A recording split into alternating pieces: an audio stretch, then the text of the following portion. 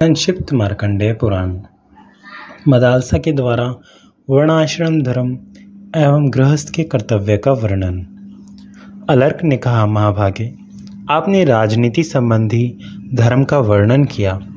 अब मैं वर्ण आश्रम धर्म सुनना चाहता हूँ। मदालसा बोली, दान, अध्ययन और यज्ञ ये ब्राह्मण के 3 धर्म हैं तथा यज्ञ कराना, विद्या पढ़ाना और पवित्र दान लेना, यह 3 प्रकार की उसकी आजीविका बताई गई है। दान, अध्ययन और यज्ञ ये 3 क्षत्रिय के भी धर्म हैं। पृथ्वी की रक्षा तथा शस्त्र ग्रहण करके जीवन निर्वाह करना, यही उसकी जीविका है। वैश्य में भी दान, अध्ययन और यज्ञ ये तीनों ही धर्म हैं। व्यापार, पशुपालन और खेती ये उसकी जीविका है। दान, यज्ञ और द्विजातियों की सेवा, यह 3 प्रकार का धर्म शूद्र के लिए बताया गया है। शिल्पकर्म, द्विजातियों की सेवा और खरीद बिक्री ये उसकी जीविका है। इस प्रकार ये वर्ण धर्म बतलाए गए हैं। अब आश्रम धर्मों का वर्णन सुनो। यदि मनुष्य अपने वर्ण धर्म से भ्रष्ट ना हो तो वह उसके द्वारा उत्तम सिद्धि को प्राप्त होता है और निषिद्ध कर्मों के आचरण में वह मृत्यु के पश्चात नरक में जाता है। उपनयन संस्कार होने पर ब्रह्मचारी बालक गुरु के घर में निवास करे। वहाँ उसके लिए जो धर्म बताया गया है वह सुनो।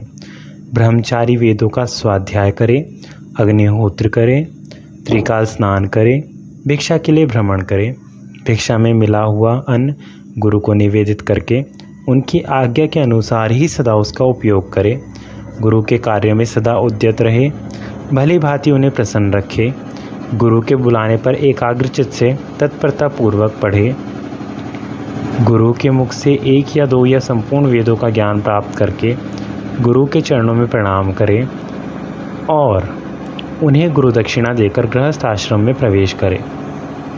इस आश्रम में आने का उद्देश्य होना चाहिए गृहस्थाश्रम संबंधी धर्मों का पालन, अथवा अपनी इच्छा के अनुसार वह वानप्रस्थ या संन्यास आश्रम में प्रवेश करे, अथवा वहीं गुरु के घर में सदा निवास करते हुए ब्रह्मचर्यनिष्ठता को प्राप्त हो, नैष्ठिक ब्रह्मचारी बन जाए, गुरु के न रहने पर उसके पुत्र की और पुत्र के न रहने पर उसके प्रधान शिष्यों की सेवा करे, अभिमान शून्य होकर ब्रह्मचर्य आश्रम में रहे। जब गृहस्थ आश्रम में आने की इच्छा लेकर ब्रह्मचर्य आश्रम से निकले तब अपने अनुरूप निरोग स्त्री से विधि पूर्वक विवाह करे। वह स्त्री अपने समान गोत्र और प्रवर की न हो, उसके किसी अंग में न्यूनाधिकता अथवा कोई विकार न हो। गृहस्थ आश्रम का ठीक ठीक संचालन करने के लिए ही विवाह करना चाहिए। अपने पराक्रम से धन पैदा करके देवता, पितर एवं अतिथियों को भक्तिपूर्वक भली भांति तृप्त करें तथा अपने आश्रितों का भरण पोषण करता रहे। भृत्य पुत्र कुल की स्त्रियां दीन, अंध और पतित मनुष्यों को तथा पशु पक्षियों को भी यथाशक्ति अन्न देकर उनका पालन करें। गृहस्थ का यह धर्म कि वह ऋतुकाल में स्त्री सहवास करे।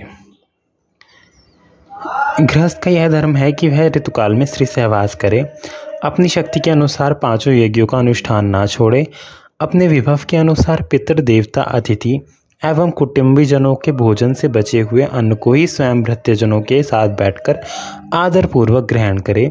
यह मैंने संक्षेप से गृहस्थ आश्रम के धर्म का वर्णन किया है। अब वानप्रस्थ के धर्म का वर्णन करती हूँ, ध्यान देकर सुनो। बुद्धिमान पुरुष को उचित है कि वह अपनी संतान को देखकर तथा देह झुकी जा रही है, इस बात का विचार करके आत्मशुद्धि के लिए वानप्रस्थ आश्रम में जाए। वहाँ वन के फल मूलों का उपभोग करे और तपस्या से शरीर को सुखाता रहे। पृथ्वी पर सोए, ब्रह्मचर्य का पालन करे, देवताओं, पितरों और अतिथियों की सेवा में संलग्न रहे, अग्निहोत्र, त्रिकाल स्नान तथा जटावल्कल धारण करे, सदा योगाभ्यास में लगा रहे और वनवासियों पर स्नेह रखे। इस प्रकार यह पापों की शुद्धि तथा आत्मा का उपकार करने के लिए वानप्रस्थ आश्रम का वर्णन किया है। अब चतुर्थ आश्रम का स्वरूप बतलाती हूँ, सुनो। धर्मज्ञ महात्माओं ने इस आश्रम के लिए जो धर्म बतलाया है वह इस प्रकार है। सब प्रकार की आसक्तियों का त्याग, ब्रह्मचर्य का पालन, क्रोध शून्यता, जितेंद्रियता, एक स्थान पर अधिक दिनों तक ना रहना, किसी कर्म का आरंभ ना करना, भिक्षा में मिले हुए अन्न का एक बार भोजन करना, आत्मज्ञान होने की इच्छा को जगाए रखना तथा सर्वत्र आत्मा का दर्शन करना, यह मैंने चतुर्थ आश्रम का धर्म बतलाया है। अब अन्य अन्य वर्णों तथा आश्रमों के सामान्य धर्म का वर्णन सुनो। सत्य, शौच, अहिंसा, दोष दृष्टि का अभाव, क्षमा, क्रूरता का अभाव, दीनता का न होना तथा संतोष धारण करना, ये वर्ण और आश्रमों के धर्म संक्षेप से बताए गए हैं। जो पुरुष अपने वर्ण और आश्रम संबंधी धर्म को छोड़कर उसके विपरीत आचरण करता है वह राजा के लिए दंडनीय है। जो मानव अपने धर्म का त्याग करके पाप कर्म में लग जाते हैं उनकी उपेक्षा करने वाले राजा के इष्ट और आपूर्त धर्म नष्ट हो जाते हैं।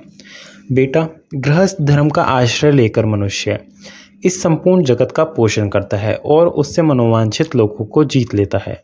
पितर, मुनि, देवता, भूत, मनुष्य, कृमि, कीट, पतंग, पशु, पक्षी तथा असुर ये सभी गृहस्थ से ही जीविका चलाते हैं, उसी के दिए हुए अन्न पान से तृप्ति लाभ करते हैं तथा क्या यह हमें भी कुछ देगा इस आशा से सदा उसका मुंह ताकते रहते हैं।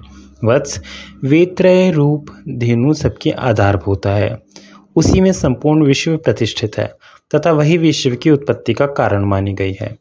ऋग्वेद उसकी पीठ, यजुर्वेद उसका मध्य भाग तथा सामवेद उसका मुख और गर्दन है। इष्ट और आपूर्त धर्म ही उसके दो सींग हैं।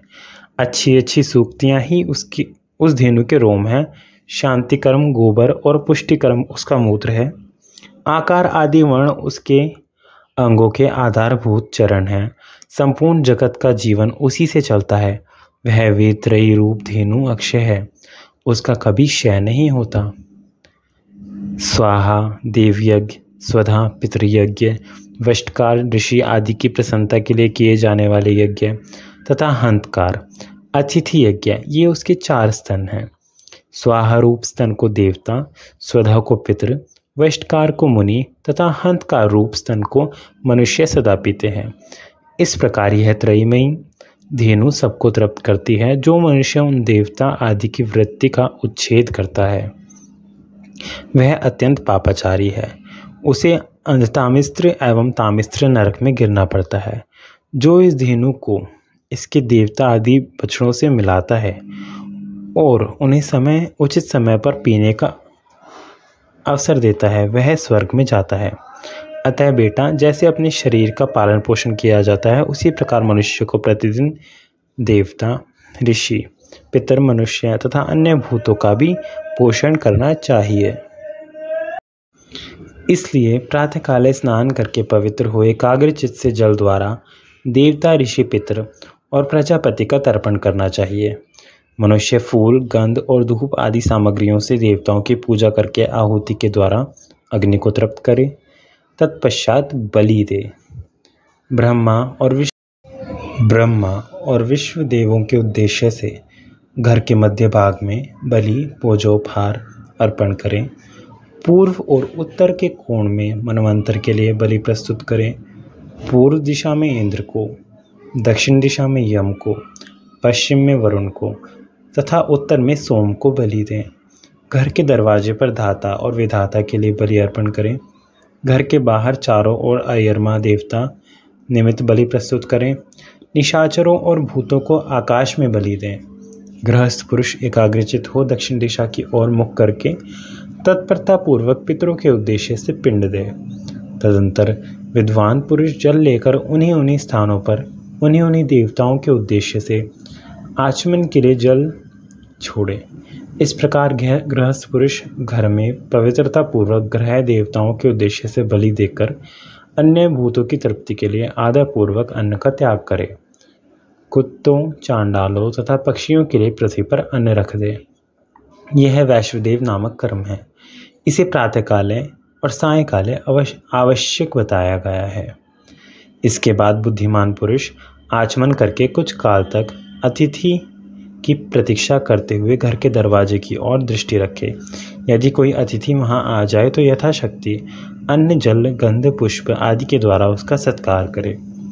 अपने ग्रामवासी पुरुष को या मित्र को अतिथि ना बनाएं, जिसके कुल और नाम आदि का ज्ञान ना हो, जो उसी समय वहाँ उपस्थित हुआ हो, भोजन की इच्छा रखता हो, थका मांदा आया हो, अन्न मांगता हो, ऐसे अकिंचन ब्राह्मण को अतिथि कहते हैं।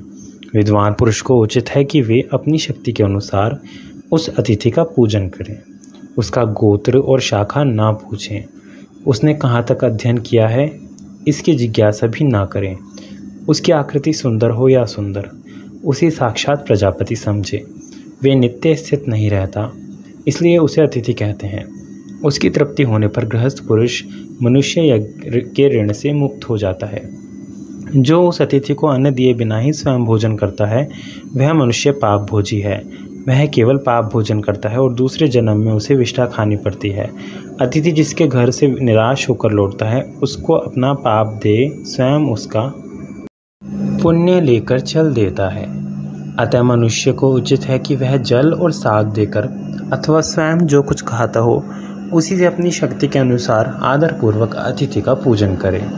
गृहस्थ पुरुष प्रतिदिन पितरों के उद्देश्य से अन्न और जल के द्वारा श्राद्ध करे और अनेक या एक ब्राह्मण को भोजन कराए। अन्न में से अग्रासन निकालकर ब्राह्मण को दे। ब्रह्मचारी और सन्यासी जब भिक्षा मांगने के लिए आए तब उन्हें भिक्षा अवश्य दें। 1 ग्रास अन्न को भिक्षा, 4 ग्रास अन्न को अग्रासन और अग्रासन से चौगुने अन्न को श्रेष्ठ द्विज हंतकार कहते हैं। भोजन में से अपने वैभव के अनुसार हंतकार, अग्रासन अथवा भिक्षा दिए बिना कदापि उसे ग्रहण ना करें। अतिथियों का पूजन करने के बाद प्रियजनों, कुटुंबियों, भाई बंधुओं, याचकों, आकुल व्यक्तियों, बालकों, वृद्धों तथा रोगियों को भोजन कराएं। इनके अतिरिक्त यदि कोई दूसरा अकिंचन मनुष्य भी भूख से व्याकुल होकर अन्न की याचना करता हो तो गृहस्थ पुरुष वैभव होने पर उसे अवश्य भोजन कराए। जो सजातीय बंधु अपने किसी धनी सजातीय के पास जाकर भी भोजन का कष्ट पाता है, वह उस कष्ट की अवस्था में जो पाप कर बैठता है उसे वह धनी मनुष्य भी भोगता है। सायंकाल में भी इसी नियम का पालन करे। सूर्यास्त होने पर जो अतिथि वहां आ जाए उसकी यथाशक्ति शैया, आसन और भोजन के द्वारा पूजा करे। बेटा, जो इस प्रकार अपने कंधों पर रखा हुआ गृहस्थ आश्रम का भार ढोता है उसके लिए स्वयं ब्रह्मा जी, देवता, पितर, महर्षि, अतिथि, बंधु बांधव, पशु पक्षी तथा छोटे छोटे कीड़े भी जो उनसे उसके अन्न से तृप्त हुए रहते हैं कल्याण की वर्षा करते हैं। ओम नमः शिवाय।